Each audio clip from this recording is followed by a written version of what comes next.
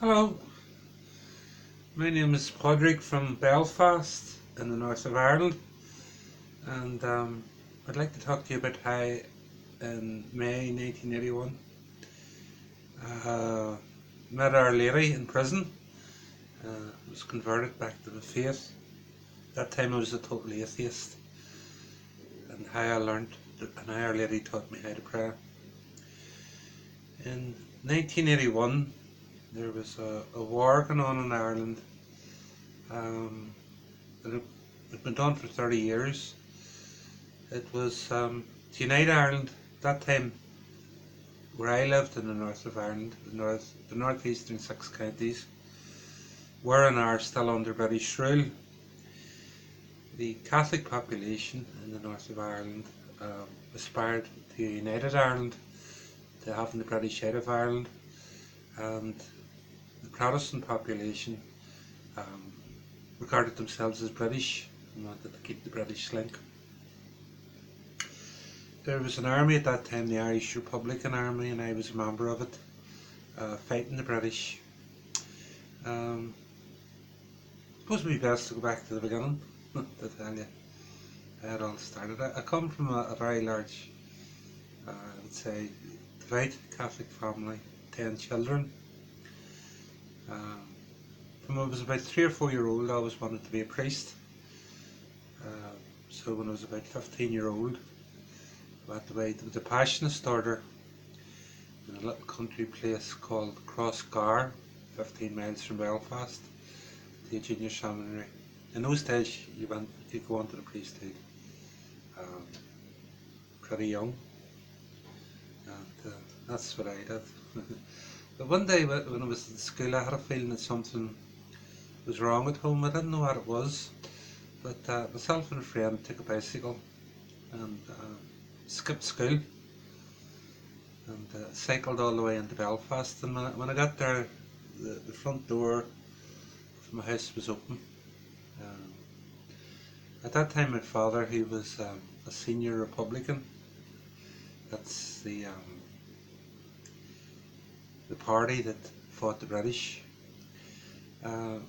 He was interned, which is imprisoned without trial, and I've been up there to see him. And that little daddy made me angry. But when I got home, the front door was open and the house was empty, and I couldn't understand it.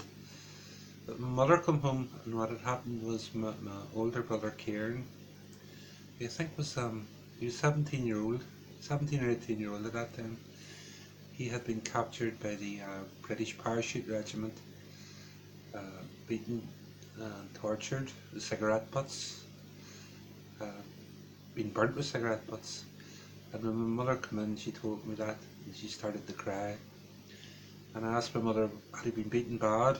Had he been tortured badly? And my mother started to cry, and she says, if I had a gun, I would shoot them. She doesn't like my mother. She's a very, very kind, soft-hearted person, but at that moment hatred entered my heart, and all I wanted to do really was to join the IRA and get out and shoot the British. So we've got the words of St. John: any man that says he loves God and hates his brother is a liar, and the truth is not in him. So eventually it ended up that I couldn't continue.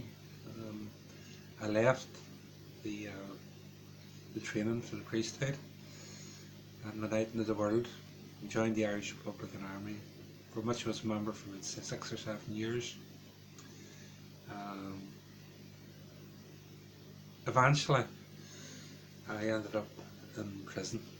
This was the second time I was in prison, and I was on remand for having the glass bomb, which is an improvised explosives device. The British Army had caught me. I was very lucky that it didn't kill me, actually. You know, that they intended to kill me, but there was too many witnesses, so they couldn't really get to shoot me as I wanted.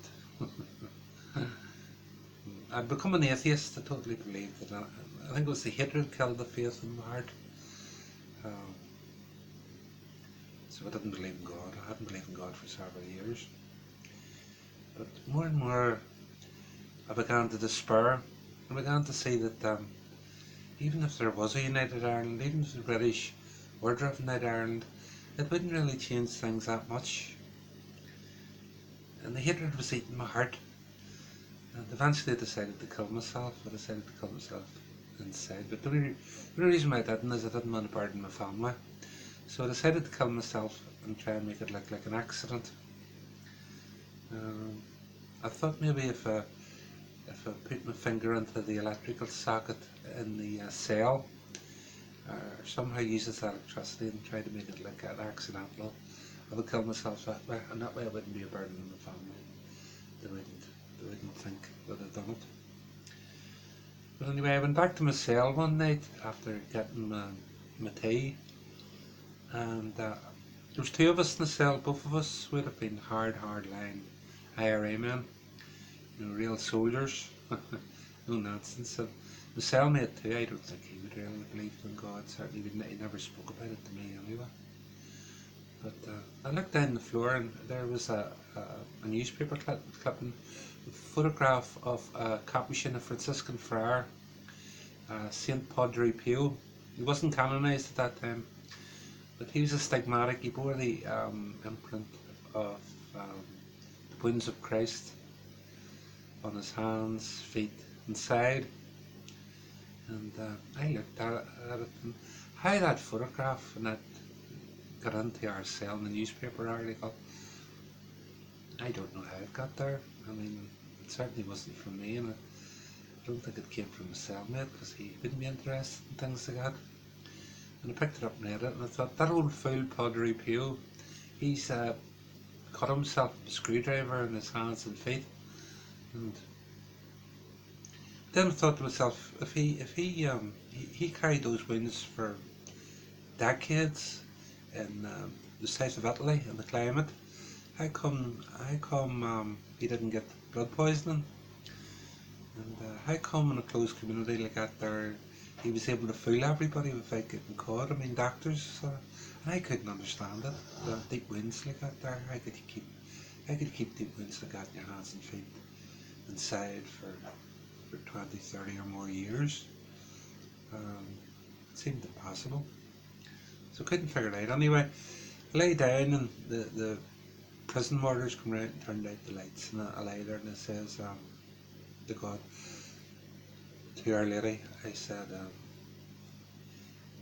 prove to me that you exist in the space of one Hail Mary, and if you don't prove to me that you exist, I'll go ahead and kill myself, because I know there's no God. But as soon as I said Hail Mary, I looked at the bottom of the bed, and it's just astonishing. Our Lady was standing there, looking at me. There isn't any words to describe how beautiful she was. She was just gorgeous, stupendous. There's no words. People sometimes ask me how she looked, how she appeared, but it wasn't really how she appeared, it's how she was. She was love. Her beauty was her love. She was just love, standing there looking at me. And she said to me, well, as soon as she appeared, I'm not a person that cries very much. I would be brought up very hard, not to cry. And I've seen some terrible things, and crying isn't really something I would do. But as soon as I seen it, the tears run down my face like rivers, two rivers. My heart just melted, melted. And Our Lady stood there and she said to me, now do you believe? I couldn't even answer, because of course I believed, I could see it. There's no doubt I believed, so I just nodded my head and kind of then said yes. And then she says, now you have faith. She says, but faith without forgiveness is vain. Do you forgive? And as she said that, I seen all the pictures of the people that I hated. The British soldiers, the Protestants, the policemen, everybody I ever hit. And just come on with, do you forgive? Do you forgive? Do you forgive? And I kept saying, I do, I do, I do. And I totally forgive. That was 1981, you know, that was nearly 28 years ago now. And I still forgive, you know, I never stopped forgiving. I mean, that was instantaneous. And I totally hated them. Like, all I wanted to do was to kill them. But it disappeared right away. That was a bigger miracle, I think, even than the miracle of Our Lady appearing. Then Our Lady said to me, is there anyone you don't forgive? Is there anybody you don't forgive? And I says, no, I totally forgive them all. I have no hatred. I forgive. And the third thing she said was, faith. Prayer is the bread of faith. Without prayer, your faith will die. Pray and pray the rosary. And she held out a pair of rosary beads to me. And I was embarrassed, you know, it was that long since I said the rosary. I hadn't said the rosary in years, and I'd forgotten how to say it. And I said there, Lady, I've forgotten how to, I'm sorry, I've forgotten how to say it. And she says to me, very, very firmly, she says, I myself will teach you. And then she was gone. And I was just so full of joy after that there. And the next morning when I woke up, the joy from being somebody who wanted to commit suicide, I was just so happy. And I've been happy ever since. It's like a bubbling stream in my heart. And so, some of the prisoners used to say to me, how can you be so happy? And I couldn't tell them what had happened, that I'd seen Our Lady. I was too embarrassed at them in them days, you know. I was young in the faith, and I would have been afraid that people would have thought me mad. I've told people, different people now, I'm a spiritual director and all, about what happened. And one time in the prayer group I told, and I have my own website, which is called the Mother of God Forum, and I've shared with people there and on the internet. And I've seen my story told in different places all over the world. And it's helped people, and I hope it helps you now. God bless.